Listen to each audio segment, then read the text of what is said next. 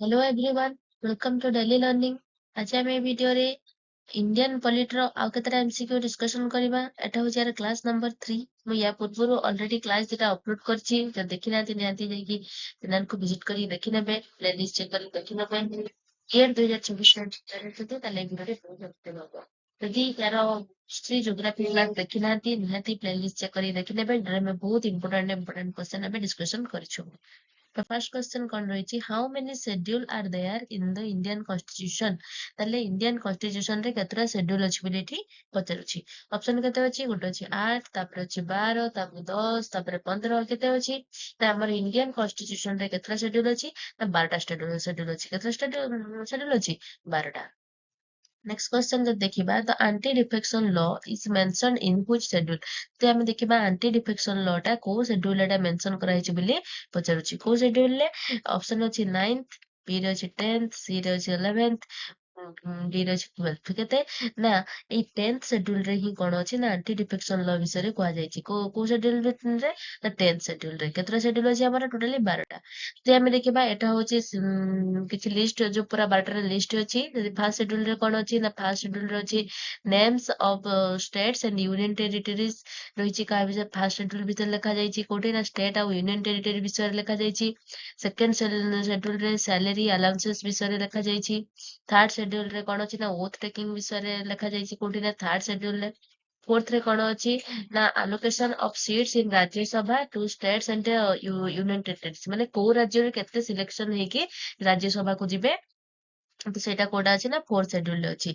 Fifth schedule विषय code fifth schedule रे कोन अछि ना हमर जो शेड्यूल ट्राइब रहिछि एससी एसटी को विषय रे लिखा हिछि कोठी ना शेड्यूल फिफ्थ शेड्यूल रे माने रहिला। फर्स्ट रे होछि स्टेट्स और यूनियन टेरिटरीज, सेकंड रे होछि सैलरीज और थर्ड रे होछि ओथ टेकिंग, फोर रे होछि कोन ना को राज्य नु केते जिबे राज्य सभा को जिबे और फिफ्थ रे अछि एससी एसटी। ଆମେ ସିକ୍ସ ସେଡ୍ୟୁଲ କରିଦେଲି ନା ସିକ୍ସ ସେଡ୍ୟୁଲରେ ରହୁଛି ଆଡମିନିଷ୍ଟ୍ରେସନ ଅଫ ଟ୍ରାଇବାଲ ଏରିଆଜ। ଯେମିତି ଯୋଉ ଆମର ରହୁଛି କଣ ନା ଯୋଉ ନର୍ଥ ଇଷ୍ଟ ରାଜ୍ୟ ଯେତିକି ସବୁ ରହୁଛି ଆସାମ, ମେଘାଳୟ, ତ୍ରିପୁରା, ମିଜୋରାମ ବିଷୟରେ ଲେଖାଯାଇଛି ସିକ୍ସ ସେଡ୍ୟୁଲ ରେ। ସେଭେନ ସେଡ୍ୟୁଲ ରେ କଣ ନା ସେପାରେସନ ଅଫ ପାୱାର ଯେମିତି union list, state list, concurrent list ଅଛି କୋଉଠି ନା ସେଭେନ ସେଡ୍ୟୁଲ ରେ। ଆଉ ଏଇଟ ସେଡ୍ୟୁଲ ରେ ଅଛି ଆମର ଅଫିସିଆଲ ଲାଙ୍ଗୁଏଜ ବିଷୟରେ ଲେଖାଯାଇଛି। ନାଇନ୍ଥ ସେଡ୍ୟୁଲ ରେ ଅଛି କଣ ନା law protected from judicial review. 10th schedule रे अछि एंटी डिफेक्शन लॉ। 11th रे अछि कोन ना पंचायत रे अछि। 12th रे अछि मने रही गला। जदि भी चाहिले भी स्क्रीनशॉट पे लेके जाय पारिबो। नेक्स्ट क्वेश्चन कहिछि who administers the oath of the president of India. जदि हमें देखिबा जति सब सेंट्रल लेवल रे जति सब मिनिस्टर कर किए ना प्रेसिडेंट समस्त ओथ टेकिंग करंती सेठी पचाछि कि प्रेसिडेंट कर किए ओथ टेकिंग करंती बोली पचारछि। किए करंती ना chief justice of India. Chief justice of India कोन करंती ना प्रेसिडेंट कर शपथ करंती किए chief justice of India. Next question कौन कहिछि how many subject are there in the conference. आमे देखले कोन ना शेड्यूल 7 रे अछि सेपरेशन ऑफ पावर। किछि रहउछि स्टेट लेवल पाखरे किछि पावर रहउछि, किछि पावर रहउछि सेंट्रल पाखरे आ किछि रहउछि कनकरेंट लिस्ट। कनकरेंट लिस्ट माने कोन ना जोटा उभय कहा पाखरे अछि ना उभय स्टेट गवर्नमेंट आउ सेंट्रल गवर्नमेंट रो पावर रहउछि जोडा को उभय भितर रहउछि सेटा हला कनकरेंट लिस्ट।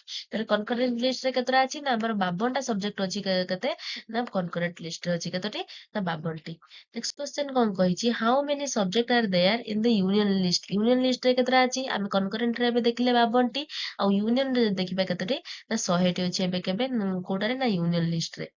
नेक्स्ट जदि हमें देखिबा देखि जदि हमें प्रथमे जते बेले आगुरु केतरा थिला यूनियन रे थिला 90 70 90 80 हे जाइछि।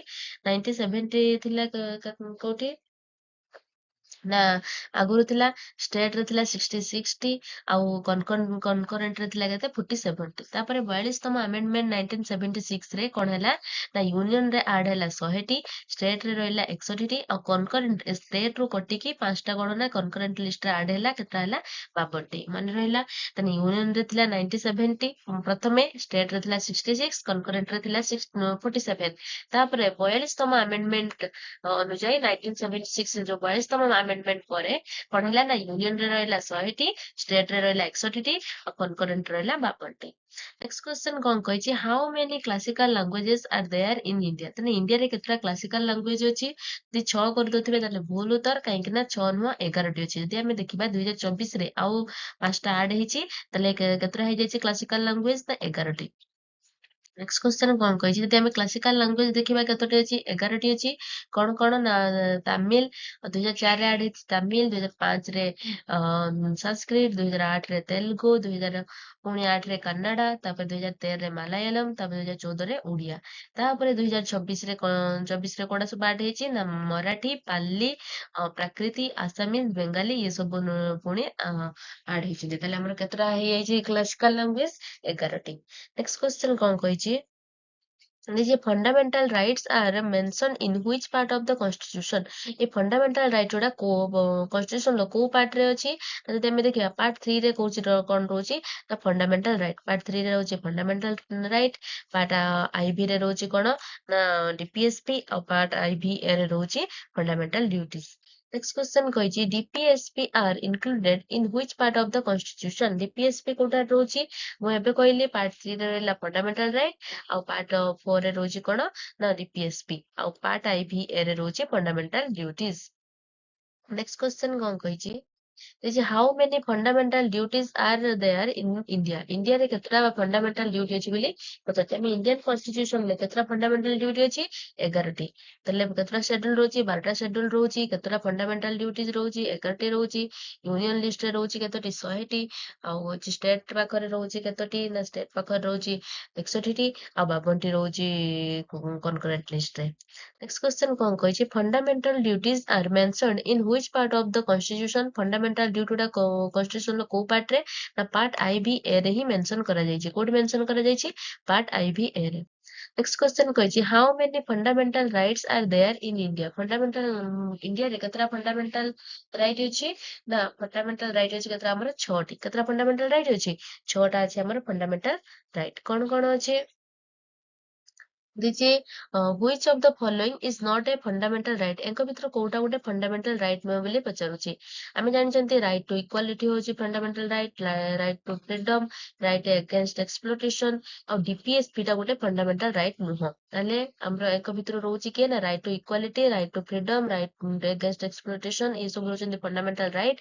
ଡିପିଏସପି ଟା ଗୋଟେ ଫଣ୍ଡାମେଣ୍ଟାଲ ରାଇଟ୍ ନୁହଁ। ତାହେଲେ ଏଇଟା ହଉଛି ଯଦି ନଟ୍, ତାହେଲେ ଏଇଟା ହବ ଏହାର ଉତ୍ତର।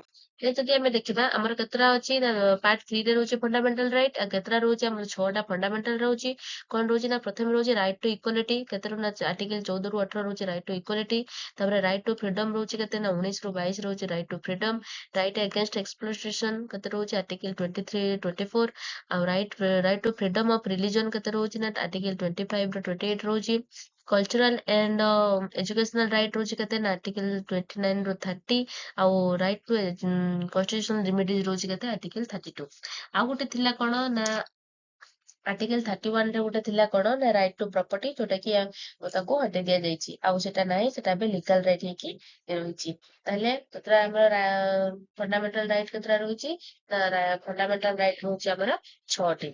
ଆଉ ଆଗରୁ ଥିଲା 7ଟି, କିନ୍ତୁ 44th ଆମେଣ୍ଡମେଣ୍ଟ 1978 ଅନୁଯାୟୀ କଣ ହେଇଛି ନା ରାଇଟ୍ ଟୁ ପ୍ରପର୍ଟିକୁ ହଟେଇ ଦିଆଯାଇଛି। ନେକ୍ସଟ କ୍ୱେଶ୍ଚନ କଣ ନା ଆଜି ଏଇ ଭିଡିଓରେ ଏତିକି ଥିଲା। ଭିଡିଓଟି କେମିତି ଲାଗିଛି ନିହାତି କମେଣ୍ଟ ମାଧ୍ୟମରେ ଜଣେଇବେ। ଭିଡିଓ ଭଲ ଲାଗିଥିଲା ନିହାତି ଲାଇକ୍ କରିବେ, ସାଙ୍ଗମାନଙ୍କ ସହିତ ସେୟାର କରିବେ, ଆଉ ଚ୍ୟାନେଲଟିକୁ ସବସ୍କ୍ରାଇବ କରିବେ। Thank you.